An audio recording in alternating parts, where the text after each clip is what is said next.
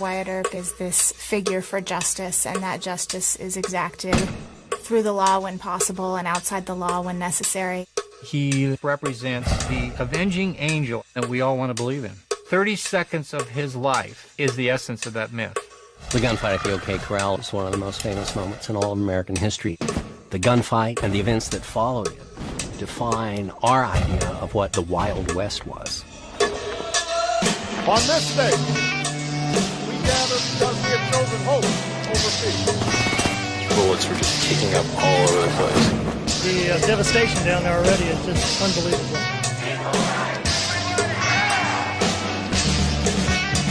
Time has come today!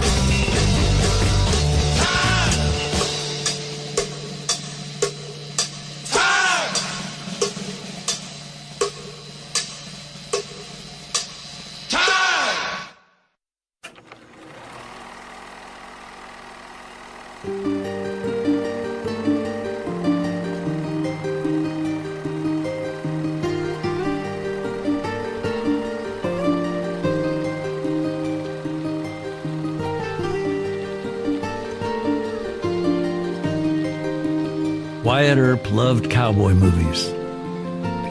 In the 1920s, he would travel from one end of Los Angeles to the other just to watch the latest releases. Wyatt was always glad for an escape from the monotony of his tiny bungalow. But even more, he hoped the movies would vindicate him. 40 years earlier, in an Arizona mining town, Wyatt and his brothers were drawn into a bitter conflict that echoed through the West. Tombstone and the OK Corral had haunted him ever since. His one brother had been maimed, another murdered. He went out and got the guys who did it. There weren't any doubts. There weren't any questions. He believed he'd done right. But it would always come back to him.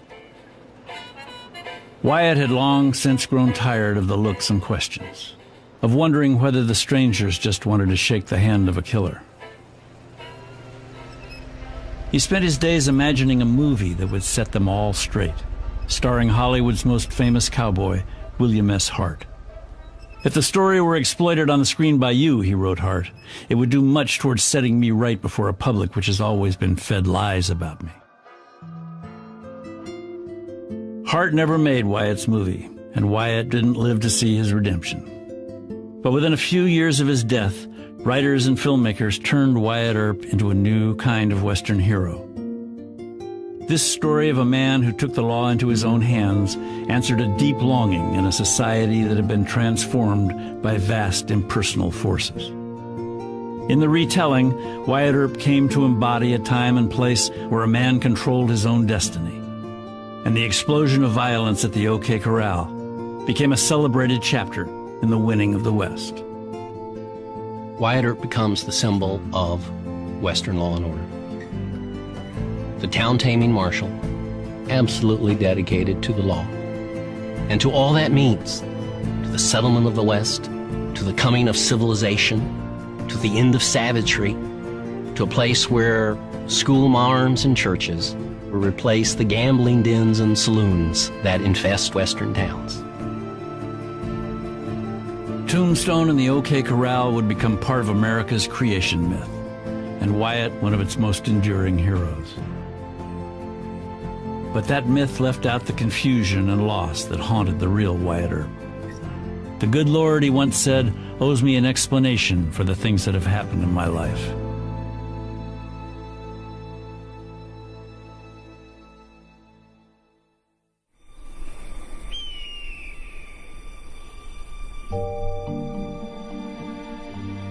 Wyatt Earp had never belonged anywhere.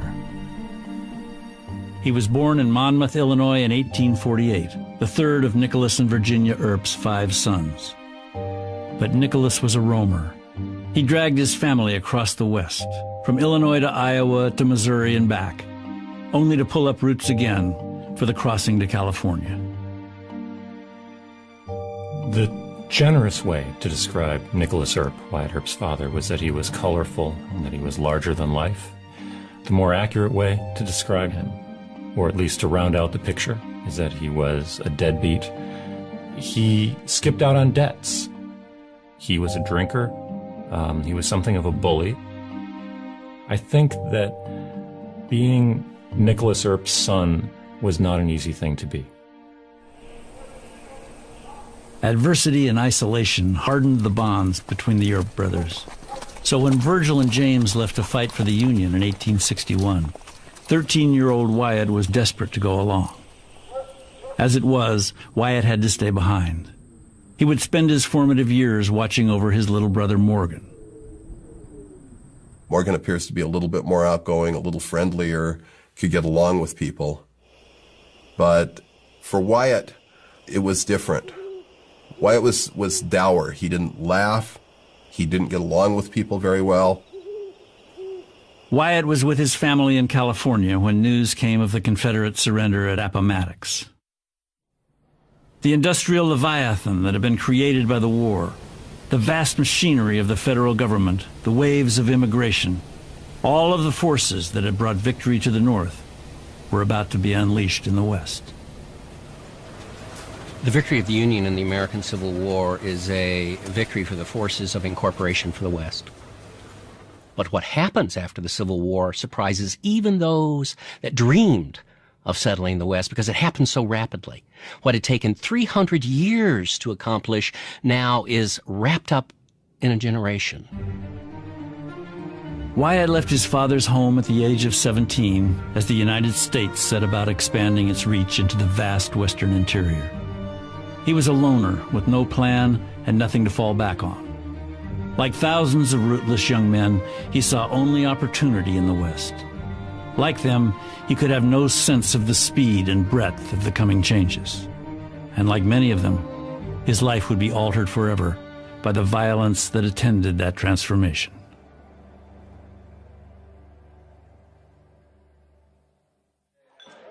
Hell on Wheels was a term that was given to the towns that were built in advance of the Union Pacific.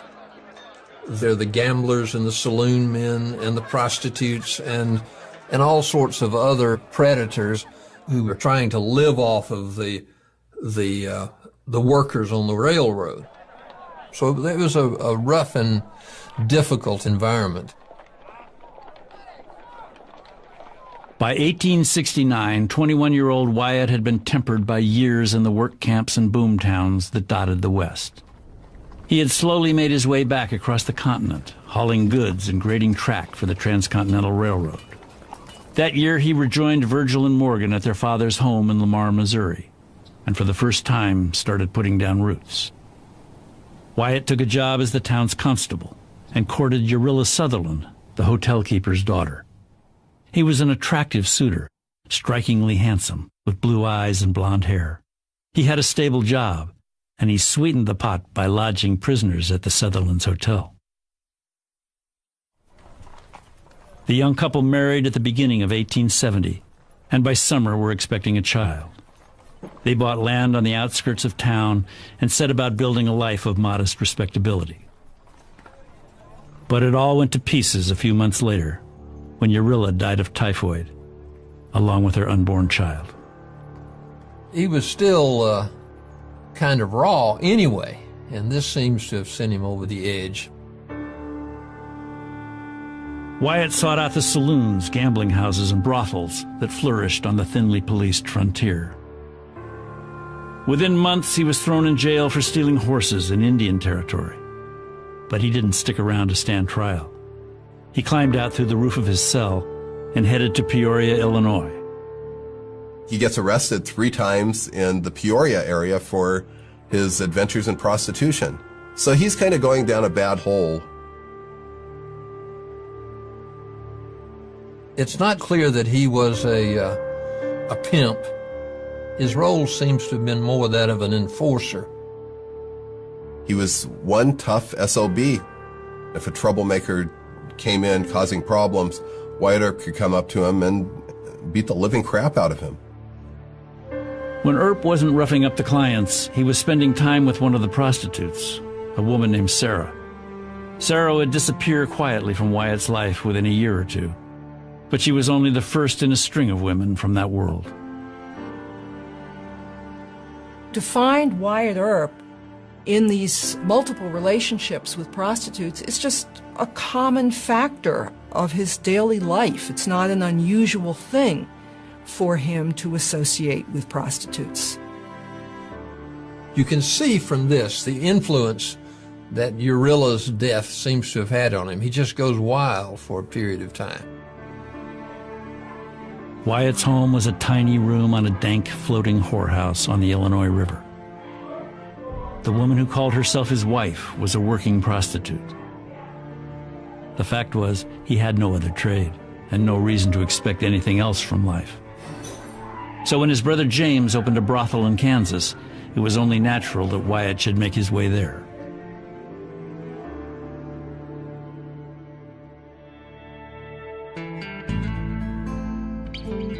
Dodge City and Wichita, they're cow towns. The herds would be driven in, the Texas cowboys would come in, and after a couple of months on the trail, they'd want to have a good time, so they went to the brothels, went to the saloons. They'd run around shooting their guns and doing various things. It was the fun at the end of the trail. Everything goes in Wichita.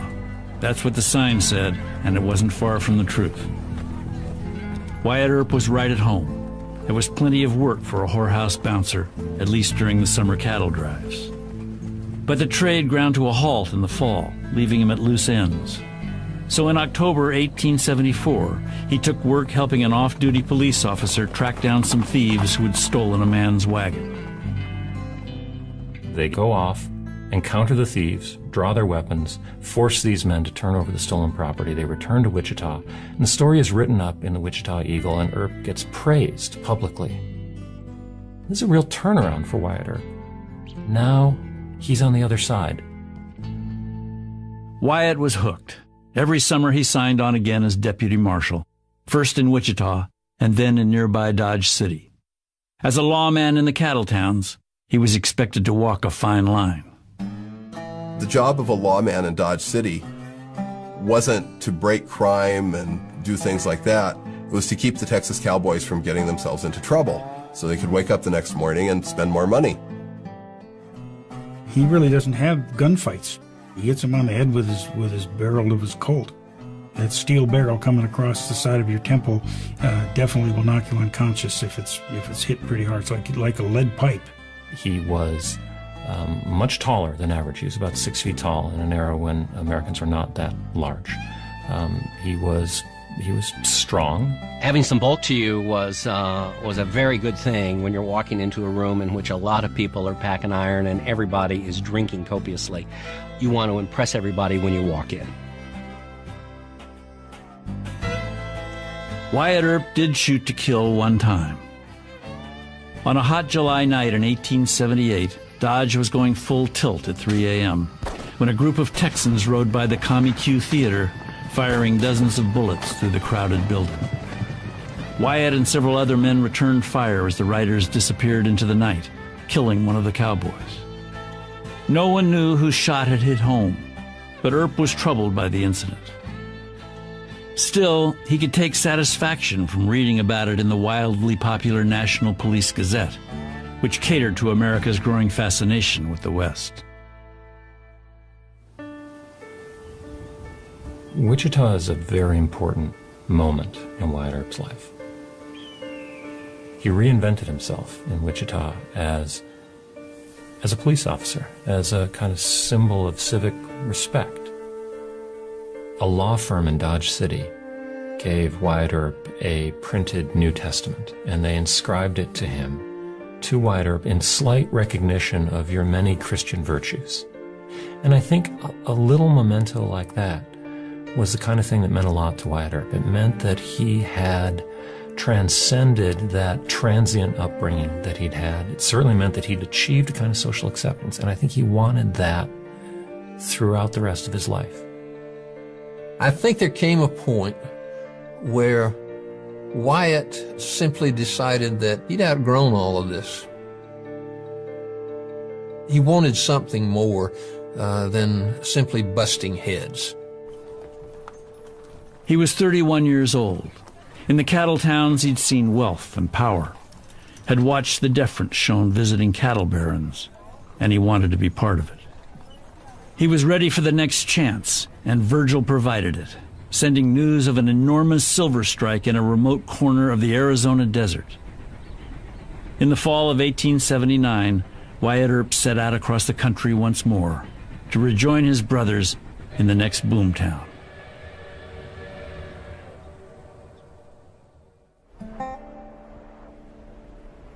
It was a story tailor-made for a man of Wyatt's disposition. In 1877, a lone prospector ignored soldiers' warnings that he would find only his tombstone in the hills outside their encampment and headed into the Arizona desert. He soon stumbled into an outcropping of silver so rich that in places it was visible to the naked eye. In no time, as one local wrote, men of every shade and character had rushed to the scene in a mad career after money.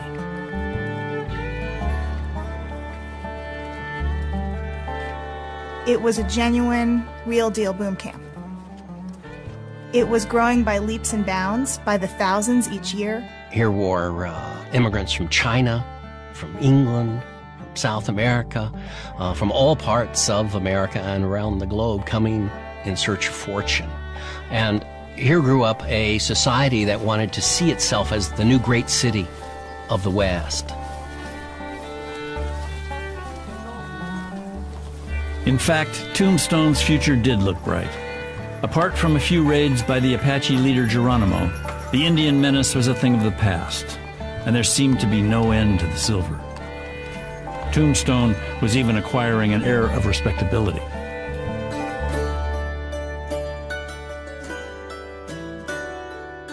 There are professionals, there are merchants, they bring their wives, there are ministers.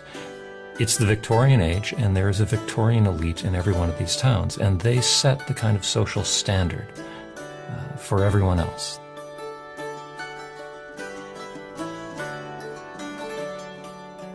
You had fancy restaurants and fancy hotels, but you also had this very makeshift, violent, dirty mining camp where people were trying to make a living, and those things coexisted uncomfortably.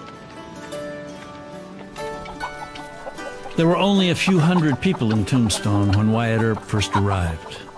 Within 2 years, there were 7,000. Wyatt had never seen anything like it. Exotic delicacies, gourmet restaurants, an oyster bar, a bowling alley. Even an ice cream shop on 4th Street, where he liked to stop in every day. This was the generation that Mark Twain labeled the Great Barbecue. This is the Gilded Age. It's a nation on the make, and Wyatt Earp was on the make. Wyatt's first plan is to not do any more lawing, as he called it. He'd had his fill in Kansas, and he wanted to cash in, man. He would, this was a new boom town, and he wanted to get on the ground floor, and he was going to work this baby any way he could. It had only been 2 years since the discovery of silver, but already the Earps had missed the first rush of opportunities. The lone prospectors of the early days were long gone, forced out in the blink of an eye by vast mines and mills run by capitalists from New York, San Francisco, and London. The mines in Tombstone really brought an industrial attitude to southeastern Arizona that had never been there. There had been other mines and stuff, but this was a very sophisticated thing. The Earps had come to Tombstone on a couple of wagons they planned to convert to stagecoaches. But no sooner had they arrived than they were forced to sell out to competitors who sabotaged coaches and poisoned each other's horses. With no one to rely on except each other, the Earp brothers cast around for opportunities, dabbling in mining claims, water rights, gambling concessions. For Wyatt, every venture seemed to bring home the same lesson. Tombstone's riches were beyond the reach of a rough-edged young man with no capital, skills, or connections.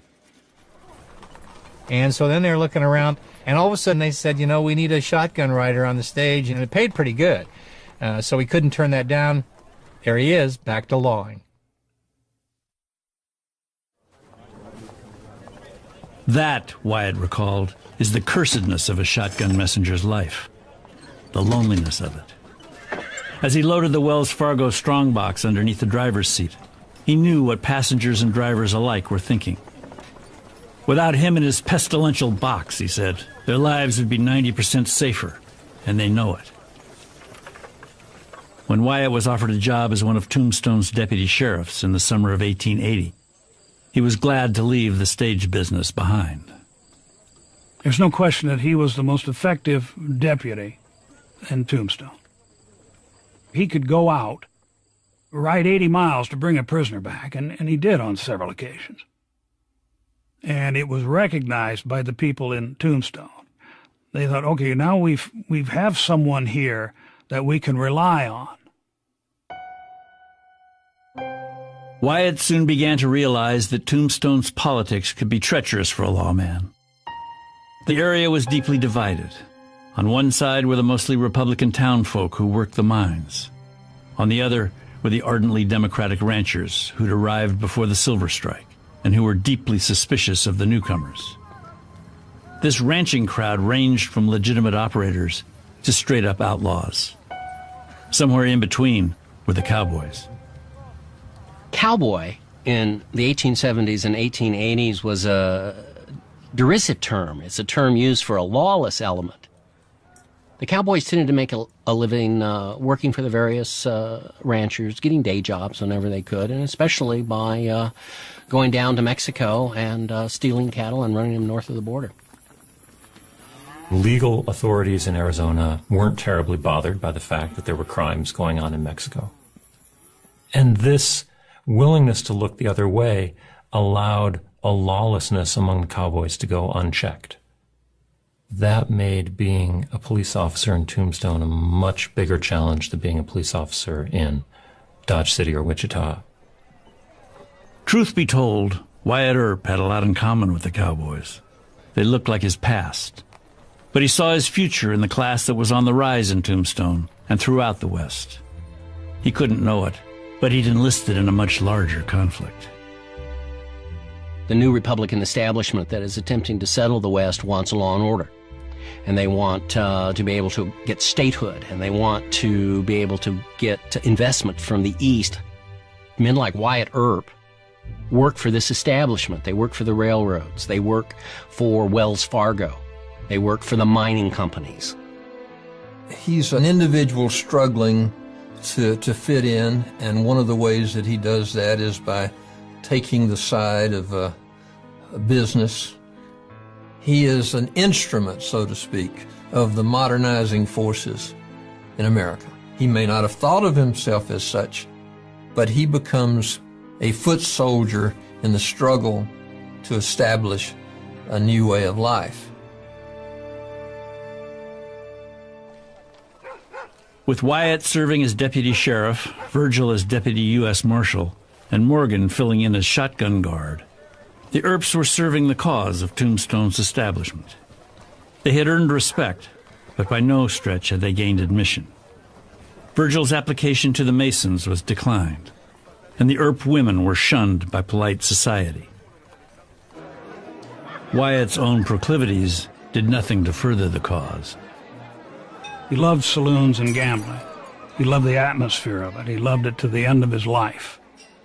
He would be skirting the boundaries of the underworld his entire career. Wyatt's closest friend outside the family was a man with a fearsome reputation and a mysterious past. Earp had met Doc Holliday in Kansas, and Doc had come to Tombstone at Wyatt's invitation. John Henry Holliday had grown up in a good Georgia family and was setting up shop as a dentist when, at the age of 23, he suddenly cut all ties with his former life and headed west. Tuberculosis, a frustrated love affair with a cousin, a murder warrant. Nobody knew for sure what had driven him away. Whatever the case, he lived as if he had nothing to lose. His southern background is an interesting part of his character, because I think it defined who he was. He had what you might call a code that he brought with him, and maybe a chip on his shoulder as well. Wyatt would always say that Doc had saved his life in Kansas, and we can't find the exact details, but that's the kind of thing that you don't really lie about. He could do a lot of really clever things and be a pleasure to be around, but then he'd have a little bit too much to drink, and he'd be one of the most rotten people you could imagine. Wyatt got a lot of criticism, both from his family, from his brothers, and from the people around him, that he would stay close to Doc, because Doc is the most disreputable of the bunch. Wyatt probably would have been a lot smarter politically to distance himself from Doc. In the spring of 1881, Earp thought his chance had finally come along. Booming Tombstone was about to become the seat of a new county. The territorial governor would be appointing all of the new county's officers, including the sheriff. A county sheriff had influence and made a good salary. But what really drew Wyatt's attention was the fact that the sheriff got to keep some of the taxes he collected. It's estimated that he might have made $30,000 in a single year. And if that's true, you're talking about the average cowboy works for $1 a day, and here's a man making $30,000 a year. Wyatt assumed that his northern Union roots would give him an edge with the Republican governor. But he was out of his depth in the murky waters of territorial politics. Wyatt was baffled when the governor paid off some favors by appointing a local Democrat, John Behan, as the new county's sheriff. When you'd meet Johnny Behan, you'd really like him. He had the best jokes, he'd offer you the best cigars, and that's why everybody loved Johnny and believed in him. What they didn't understand was Johnny was a pretty rotten law officer and probably corrupt. When his first term was up, Behan was going to have to stand for election. Earp was sure that he could beat Behan at the polls. The status, money, and influence Wyatt longed for were finally within reach.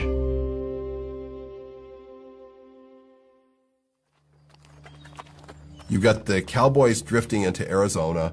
You've got more rustling going on against Anglo ranchers in Arizona. And you've got the Mexican government bringing troops to try and close the border. There was a real sense that something was coming to a head in Cochise County. It was very clear that something bad was going to happen. On a warm spring evening in 1881, as the Benson stage was making its run through the desert in the gathering darkness, a group of cowboys suddenly appeared in the road ahead. The driver urged the horses onward, and the robbers opened fire, killing the driver and mortally wounding a passenger. The shotgun guard managed to steer the coach out of the ambush, but by the time word got back to town, the robbers were long gone. There was pandemonium and too, all people running around, everybody wanted to get into a posse. They wanted someone to pay for this. Until now, the cowboys had been somebody else's problem. But if they got away with murdering townspeople, then no one would be safe.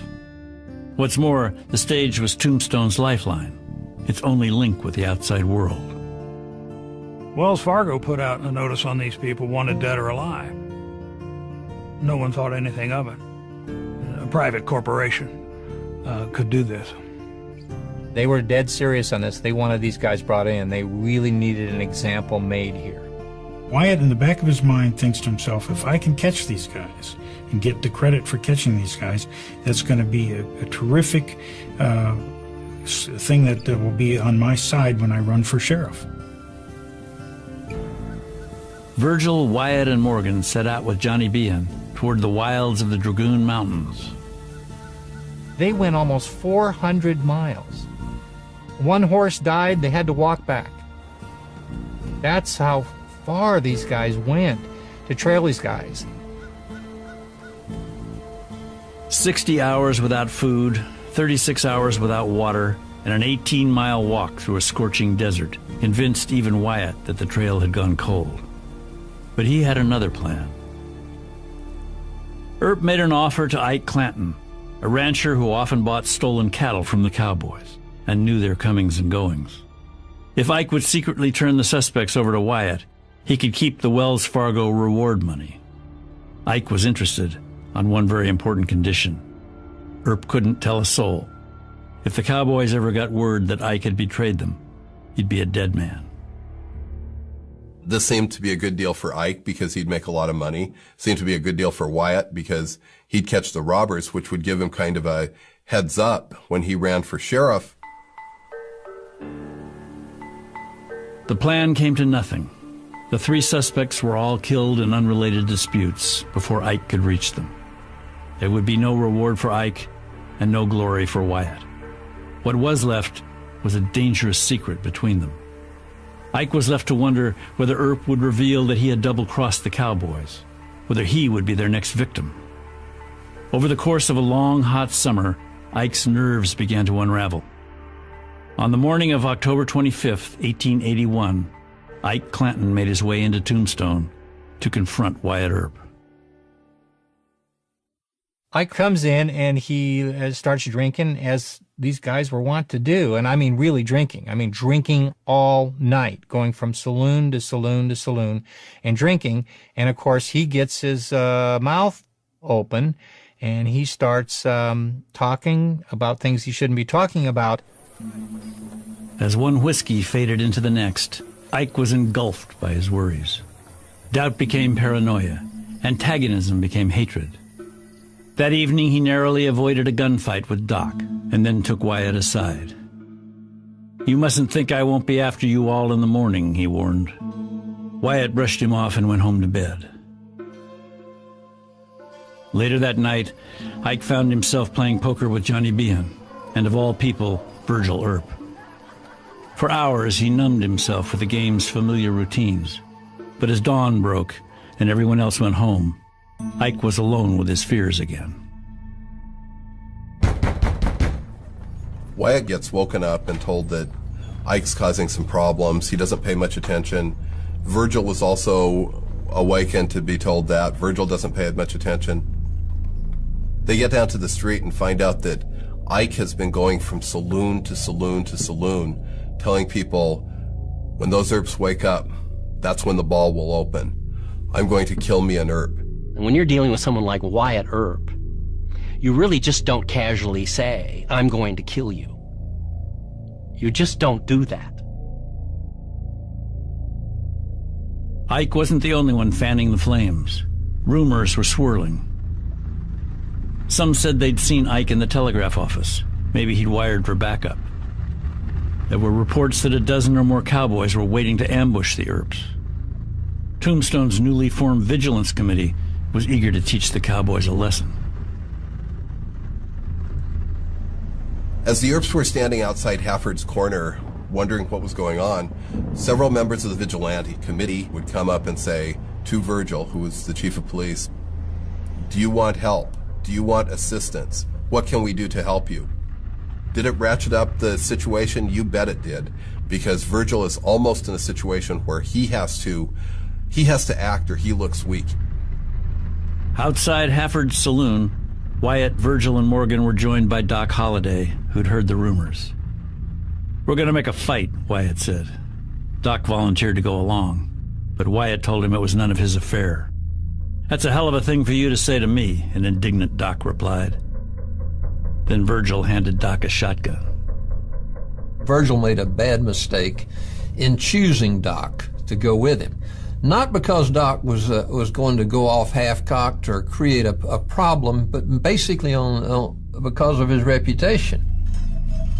In fact, there was no mob of cowboys. In a small lot near the edge of town, behind an enclosure known as the OK Corral, Ike Clanton and his younger brother Billy had been joined by ranchers Frank and Tom McLowry.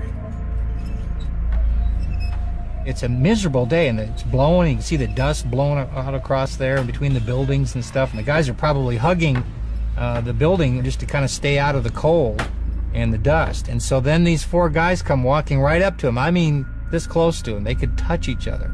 And Virgil says, "I've come to arrest you. Throw up your hands."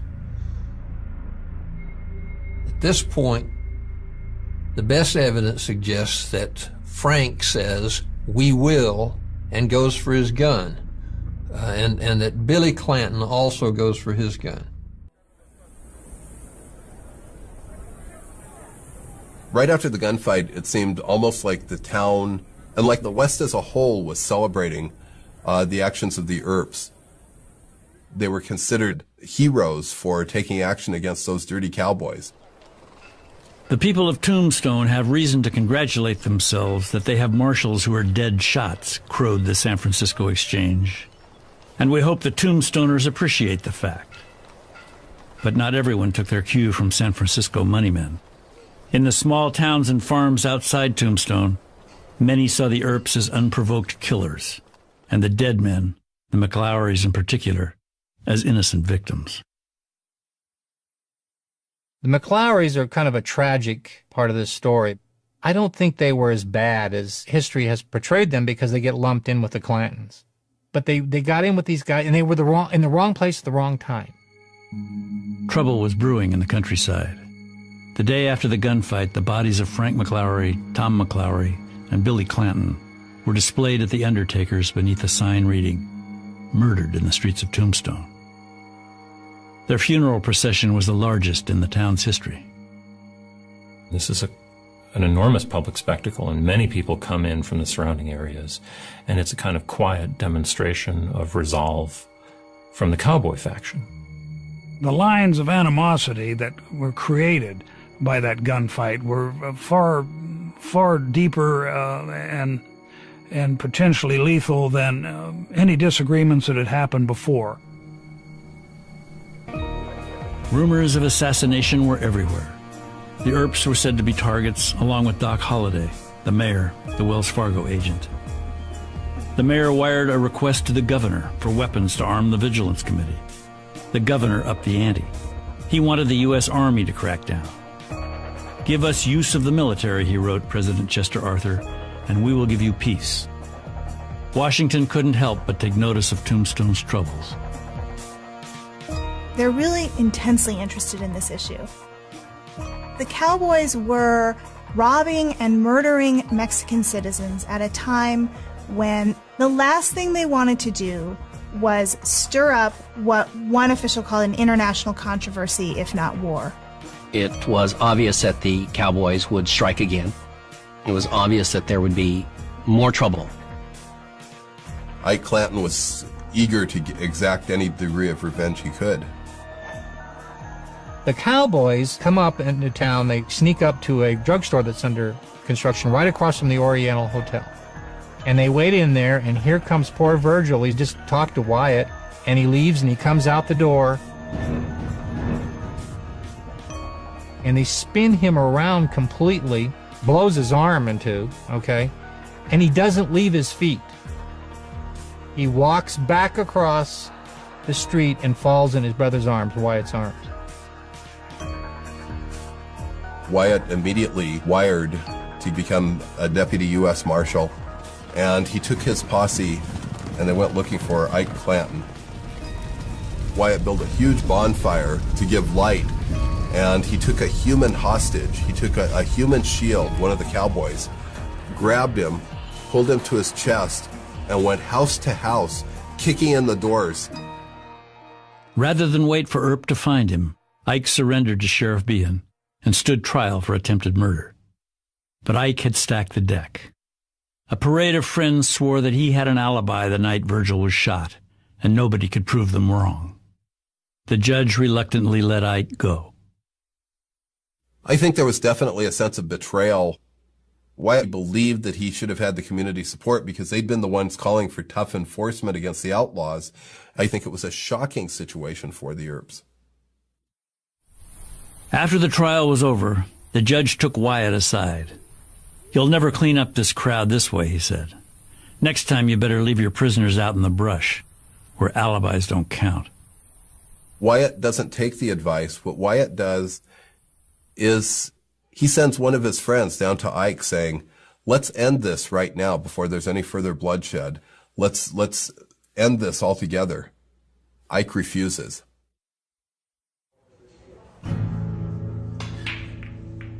Late on the night of March 18, 1882, Morgan and a friend were playing pool at Hatch's billiard parlor, while Wyatt sat watching. He had heard talk of trouble and had come along rather than leave his brother alone. As Wyatt looked on, Morgan walked around the table to line up a shot, leaving his back to the glass door at the rear of the room.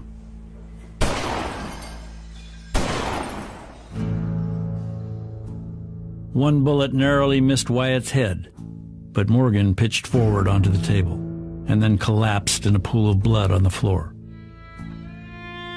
As Wyatt, Virgil, and Doc laid him out, he asked to be sure that his legs were straight and his boots off. Within an hour, he was dead. Something changes in Wyatt Earp after Morgan dies. He does not care. He is going to bring vengeance upon them. The cowboys had come after him. They'd shot Virgil. They'd murdered Morgan.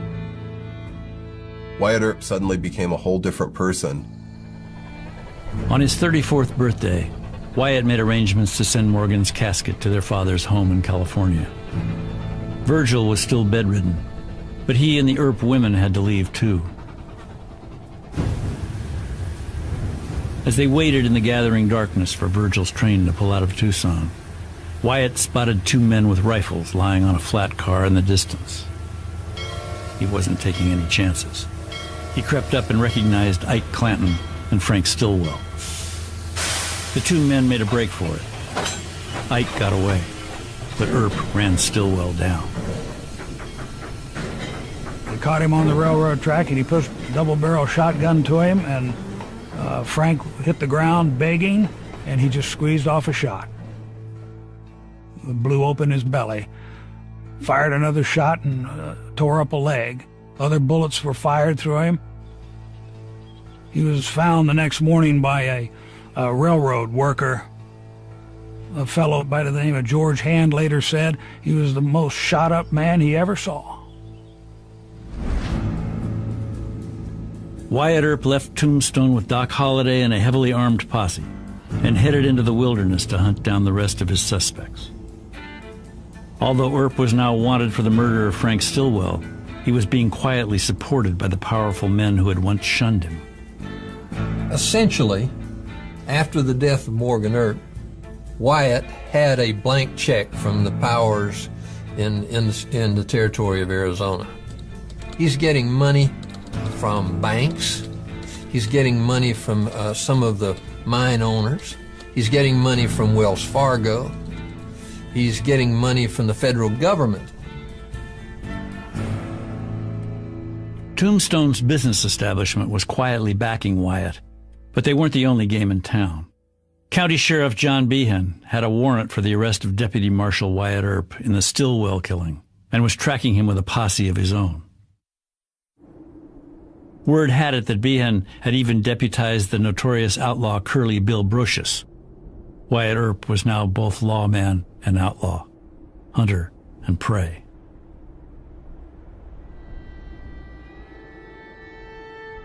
The morning after he left Tombstone, Wyatt came across a cowboy he knew only as Indian Charlie at a wood camp in the mountains and shot him down in cold blood. Well, he had heard rumors as to who killed Morgan.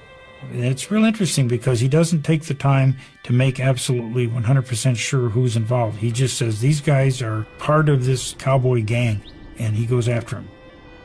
He had a list, and he especially wanted to get Curly Bill Brocious, who he saw as the leader of the cowboy faction. The day after the Indian Charlie killing, Earp and his men were approaching a watering hole in the desert when they were ambushed by a group of cowboys.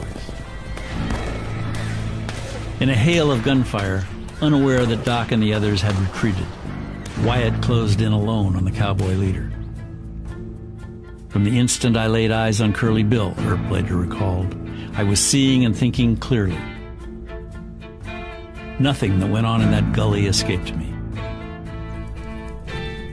As best we can understand what happened, Curly Bill's shot hit the skirts of Wyatt Earp's coat. Wyatt Earp came forward with his shotgun, took aim at Curly Bill, and fired, and left Curly Bill with his chest shattered.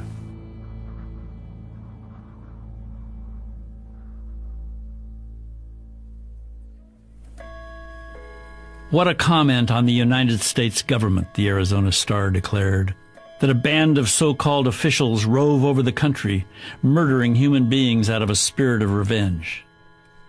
Newspapers across the West gave daily reports of Earp's vendetta, reinforcing doubts about the rogue lawman. With every headline, Wyatt became more of a liability to the businessmen, bankers, and politicians who were backing him. The political temperature was heating up. I'm sure he would have liked to have had another chance at Ike Clanton or some of the other leaders of the Cowboys, but that just wasn't going to happen.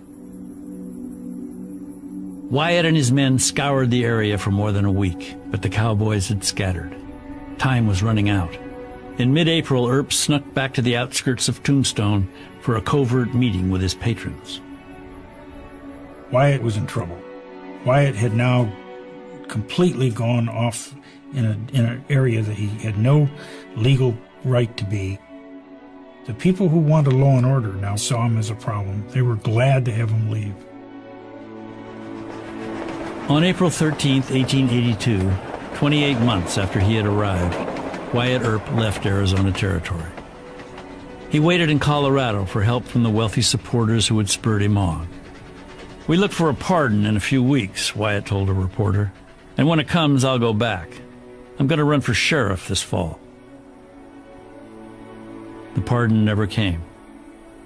In the fall of 1882, 6 months after leaving Arizona, Wyatt Earp finally gave up and drifted west to San Francisco.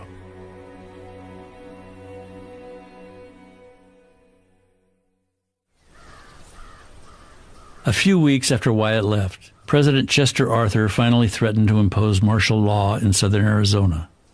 But the crisis had passed. Even as Wyatt hunted Morgan's killers, the Grand Central Mine was flooding. Within a few years, all of the big mines had closed down, and the outlaws disappeared along with the silver. Tombstone became almost a ghost town. Only the ranchers were left behind, including Ike Clanton. Wyatt never caught up with Ike, but another lawman did in 1887. Ike was wanted for a series of felonies. He was once again trying to make a running exit when he was finally gunned down. Doc and Wyatt had shared every danger and hardship, but they fell out soon after leaving Arizona. Doc had been living on borrowed time ever since he contracted tuberculosis back in Georgia, and it finally killed him in 1887. He died among strangers at a hotel in Colorado at the age of 36. Wyatt and Virgil also went their separate ways. After the aftermath of that fight, the family relationship started to break down, and they were never quite the same again. Wyatt Earp had lost almost everything in Tombstone, but in the aftermath, he found his lifelong companion. Josephine Marcus, a striking beauty who had come to Tombstone as Johnny Behan's wife, was waiting when Wyatt arrived in San Francisco. He and Josephine would never reveal how their relationship had begun, but it would last until death finally parted them 46 years later. Like Nicholas and Virginia Earp before them, they roamed the West, always chasing the next boomtown. They ran saloons in Idaho gold towns, followed the gold rush to Alaska, and played the horses in San Francisco before making their way to the biggest boomtown of all, Los Angeles. But like Nicholas and Virginia, they never found what they were looking for. Wyatt listed himself as capitalist in the city directory, but he could only wonder at the rich and powerful. He remained a loner, an outsider, to the end of his days. Despite all the hardships and disappointments, Wyatt never lost the quiet charisma that had inspired both loyalty and hatred in Tombstone. He did not seem or look old, a friend recalled. Somehow, like a mountain or desert, he reduced you to size. He is a figure who, in many ways, is more important than some of the other Western icons because his life so clearly represents the essential conflict that's taking place in America during that time. Wyatt Earp died at home on January 13, 1929. He died unsure of what his legacy would be, and without ever making sense of the forces that had shaped his life. His last words, whispered to Josephine, suppose.